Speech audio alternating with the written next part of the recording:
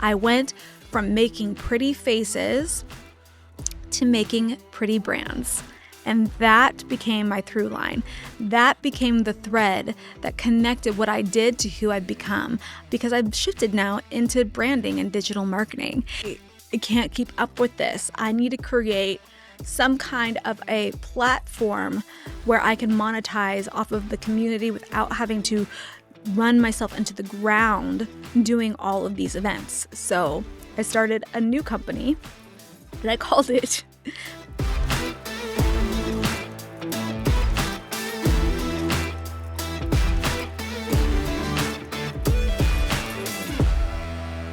Well, welcome back. I'm really excited about this episode today because this was actually something that was requested from one of my Instagram followers. And I love when you give me topic ideas for what you want to hear because you're the reason I'm even doing this. So shout out to Ro. I appreciate you. And I love this conversation because I have lived it. I went from being a celebrity makeup artist to running digital innovation for an international company. And people think that's a pivot. And I think that was actually just training. So let's talk a little bit about rebranding today, because so many women find themselves evolving into somebody else, wanting to go a different direction, and they don't know how to bring people along. And it is a process. So I'm going to take you down a little bit of memory lane, a little bit of my background, and how I feel like it prepared me and trained me for the woman that I've ultimately stepped into and become, and how I've actually brought my audience along in that journey so that you can do the same. So flashback to 15 years ago now. That's crazy. I was a celebrity makeup artist. I was working with some pretty heavy hitters. We're talking like Mariah Carey, LeAnn Rimes. I worked with the Dallas Cowboys Cheerleaders. I did the cover photo of the ESPN body issue. I worked with James Avery. I worked with famous footwear. And so I had a range of clientele. Pretty, like I said, heavy hitters. And I loved what I did. And I really focused mostly in print advertising because we're in Dallas, Texas, and there's a huge print advertising market here. And I did a little bit of TV and special events, but it was a lot of high pressure, high stakes, and no do-overs. And I've done makeup on faces you have definitely seen on magazine covers, on TV, under lights that don't forgive a single mistake. All right. That was my background, and I loved that background. And people used to ask me, I was always involved with eWomen Network back then. I was doing hair and makeup, and we at eWomen Network have a personal branding division of under our umbrella, and it's called Celebrity Science. And so I would come in and I would do makeup for the Celebrity Science clients, and it's all about building the science of building celebrity. It's actually a very formulaic way of really building a prime time brand, and that is the specialty at Celebrity Science. And so with my celebrity makeup artist background, it was the perfect fit. And so I would come in, I would do hair and makeup, a lot of transformations and complete like makeovers. And it was a ton of fun. And being involved with eWomen Network in that capacity, I used to get the question all the time, do you ever see yourself working in the family business? And I used to say, oh, heck no. I'm my own person. I will never be a part of the family business. And it's just so interesting how time evolves and how we change as people. At the peak of my career, I started to realize I wasn't going to be able to build a life comparable to the one that my family has built in the industry that I was in. I was trading time for money. If I wasn't on a job, I wasn't making anything. And I wanted to build a company that I could actually scale and maybe even eventually step out of. And so I realized there was a huge gap in the industry. Because I grew up around the business, I understood a lot of business acumen that a lot of my peers that I went to cosmetology school didn't understand. And so there was things like, invoicing and contracts and, following up and marketing yourself. Little things that I picked up here and there that were really the things that catapulted me to working with some of these high-profile clients that I was getting. And so I got inspired to start an educational platform for aspiring makeup artists and hairstylists so that they could really understand the business of beauty, because at the time nobody was teaching them that. Cosmetology school was the closest you got. They don't talk about the business, they talk about the skill. And so I started Makeup Artists Unleashed, and I was traveling all over the country doing makeup artist workshops where I would get them in the door with some fun, shiny celebrity makeup artists that would teach them some fun skills, right? And they would see that kind of, they'd have that kind of like starstruck appeal. I want to come and see the headliner. And then after that, I'd take them for 4 hours and I would do a business class, and they'd end up getting a certification in the business of beauty. It was amazing. And I started that, and then I started doing those workshops every other month. I was doing them all over the country. We did them in Charlotte, Atlanta, Orlando, Austin, Houston, Dallas, I think a couple of others I can't even remember. And they were happening every other month.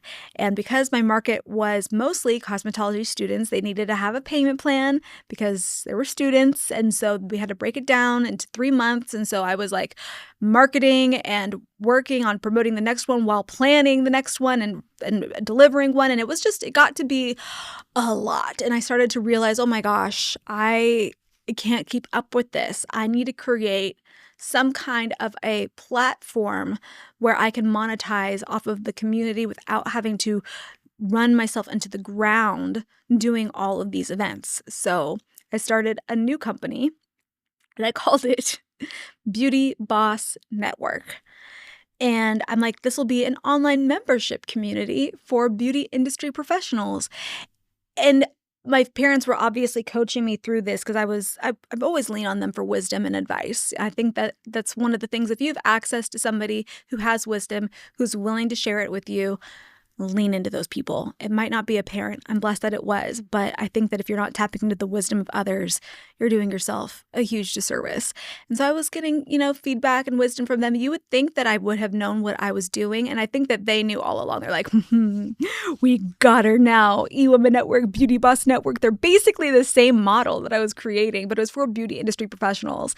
And so fast forward, I was on my way, launching Beauty Boss Network. We had a great launch party. I had a huge activation booth at the eWomen Network conference, actually, where I brought 4 of my celebrity makeup artist friends. We were doing makeovers, raising money, doing a huge launch party right after the conference so that I could leverage that audience and that attention and the people that were there for the conference, my celebrity makeup artist friends, to come and be headliners for a big panel at a really big, fun launch party. It was a huge success, and Beauty Boss Network was well on its way.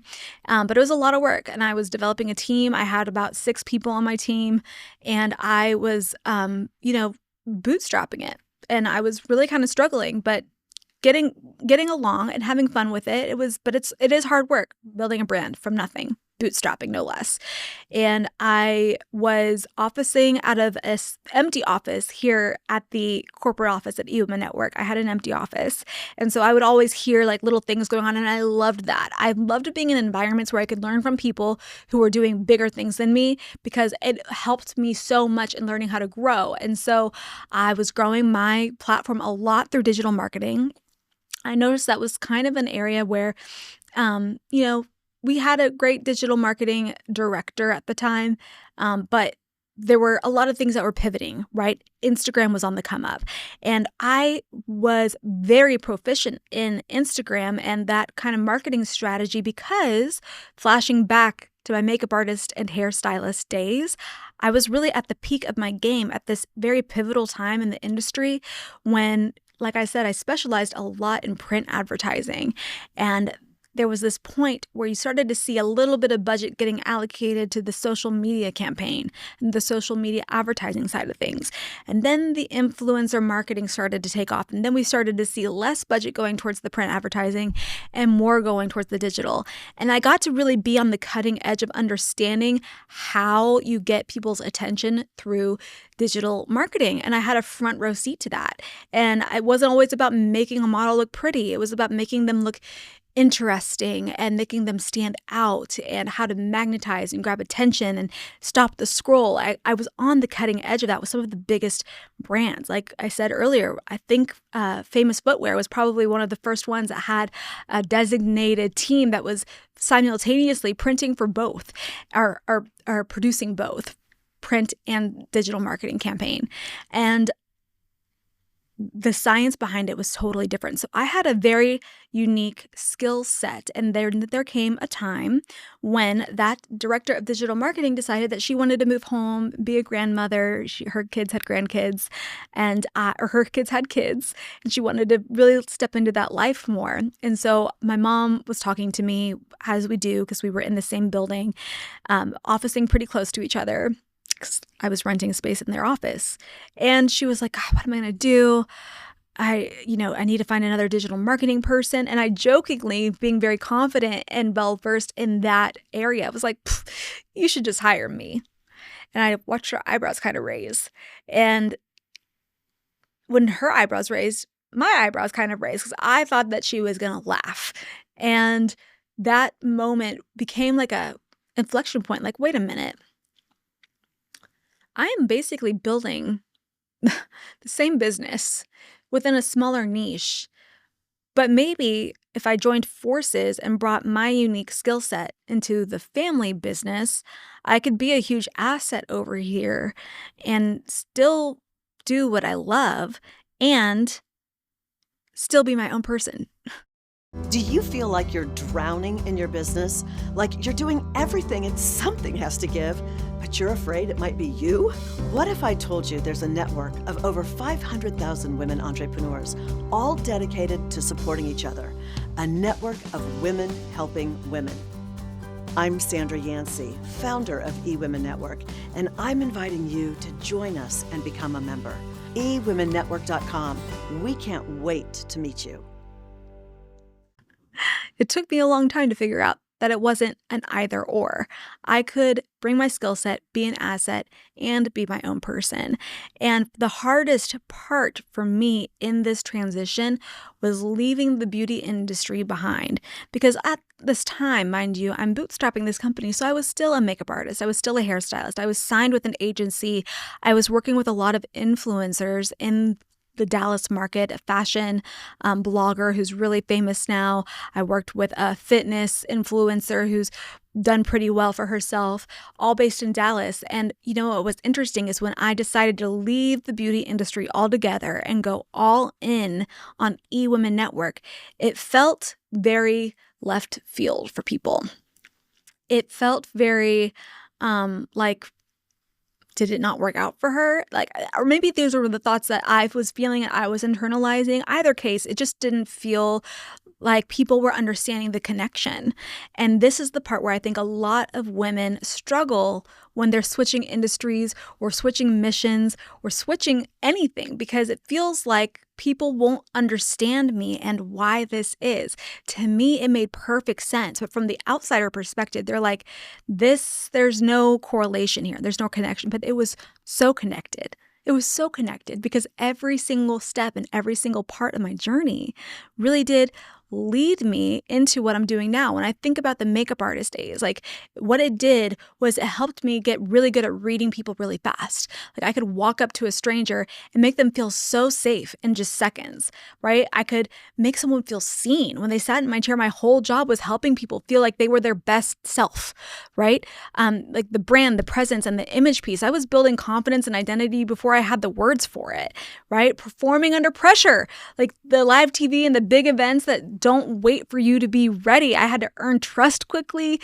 People let you into their personal space and you have to really honor that. So all of those lessons of being a makeup artist and a hairstylist, coupled with building a brand, running events, securing sponsors, building a platform, building communities, selling an offer, all of those things were preparing me for the ultimate pivot to step into the role that I'm in now. But everyone who knew me as a makeup artist and hairstylist had a very hard time understanding that correlation. So I really had to release the fact that there were going to be people who don't get it. There are people in our lives that aren't meant to stay with you the whole time. There are some relationships that are around you for specific seasons and specific reasons. And back then, I was definitely a lot more of a people pleaser. I really wanted to be liked. I really wanted to be understood. I really cared a lot more what other people think of me. And I've gotten really good at letting that go over the years because it doesn't have to make sense to anybody else.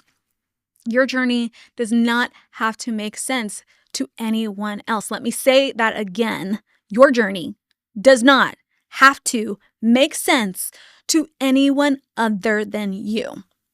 That is the most important thing that you need to know.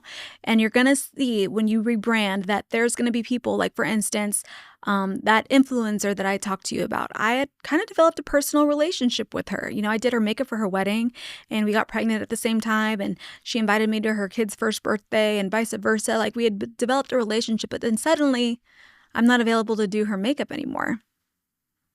And the calls stopped and the text messages didn't get responded to. Same with that fitness influencer. Like I really developed a close relationship. Her husband and my husband hit it off because they were both really into health. My husband was a triathlon. Her husband was a bodybuilder. We spent New Year's Eve together. Like we had a real friendship.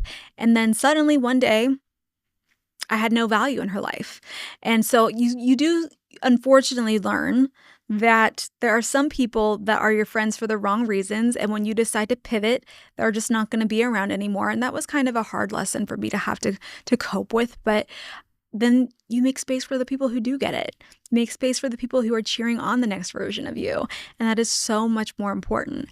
And there's that piece of it, the letting go of the people that aren't meant to stay with you for your entire journey. And that's okay. And that goes for your social media audience too. When you pivot, I went from sharing hair and makeup on my social media all the time because that's what I did. That's what I lived. Beauty industry events, beauty industry things, like that was my world. Suddenly, that's not my world anymore. And some people didn't resonate with that anymore. But the goal is that, if you're building a really strong personal brand, it's not about what you do, it's about who you are. And I think that's the difference between somebody that's built an audience and somebody who's built a community. When people are not following you because of what you do, they're following you because of who you are. Your random part isn't random. It's actually your unfair advantage because every single part of your journey has led you to the person that you've become.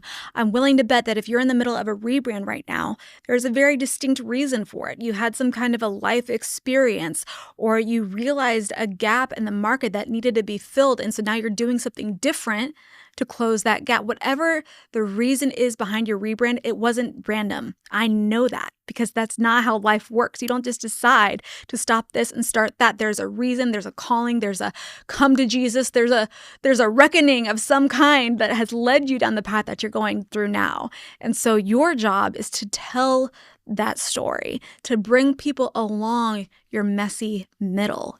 For the longest time, my tagline, I think I had it for like 3 years because it took a while. I had cultivated a great audience who loved my beauty content. And suddenly I wasn't sharing that anymore. And I didn't just stop sharing it altogether. I mean, hair and makeup is obviously still kind of important to me. I love to look put together. I love putting on makeup. I love doing my hair. I love extensions. I love lashes. I love all of the things. And so that part of me didn't just go away. I didn't just become a different person. It's still a passion. It's still a part of who I am. It's a part of my story, right? So my content shifted and now I'm not doing makeup for other people. I'm doing my makeup for the office and I'm getting ready for the office or my office events or I'm going and I'm speaking. And so I would bring people along and I would weave in beauty just to keep people interested. And my tagline became, and this is the part that again stuck with me for about 3 years, was I went from making pretty faces to making pretty brands. And that became my through line. That became the thread that connected what I did to who I've become because I've shifted now into branding and digital marketing. And that was, I think, the best thing was figuring out how I could bring my audience along my journey. And I didn't lose that many. And you know what? One of my favorite things about the internet is sometimes I'll share posts that are like every now and then. I think it's important when you're growing your audience that you have people that follow you at the point that you're at now, but they don't know your backstory. So I'll sometimes do like a reintroduction of myself, and I'll acknowledge, like, some of you already know this about me, but there's a lot of new faces here that don't know me. So for those of you who don't, this is my story. And I'll actually do a walk through memory lane. And one of my favorite things to do is to ask people, what part of my journey did you start to follow me on? And it's amazing to me how many people actually do stick around. And it's because they're invested in you, not because of what you do. And that is so critical. That's why I'm so passionate about you building a personal brand, because now, no matter where life takes you, that asset goes with you no matter what. So know that your random past isn't random. It is actually and truly your unfair advantage. And when you can figure out how to communicate that in one simple sentence, that becomes your tagline. You start to slowly trickle away from the past version of you and really reintroduce the new version of you. And now most people have no idea about my past unless you hear me speak about it. Right? But they're here for the now. And I'd like to bring people along the journey, because the journey is why I am so damn good at what I do. It's because of my uniqueness, my unique life experience that only I have, the things that only I can speak to because I've lived them. And those are the things that make me different than any other branding or digital marketing storytelling person out there. And so my challenge to you is to not hide your past, but to embrace your past and bring people along your journey. The worst thing that you could do is close an account and start a new one and just start and be like, I'm a completely new person. That version of me is dead. It's not. That version of you is not dead. That version of you made you the version that you are today. So own that version of you. The skills that you think don't count are usually the ones that are the things that set you apart. So stop apologizing for the resume that isn't a straight line. That winding road is the exact thing that makes you the only one who can do what you do. So save this, share this episode with a woman who needs it, and remember, she does not just mean business. She means millions.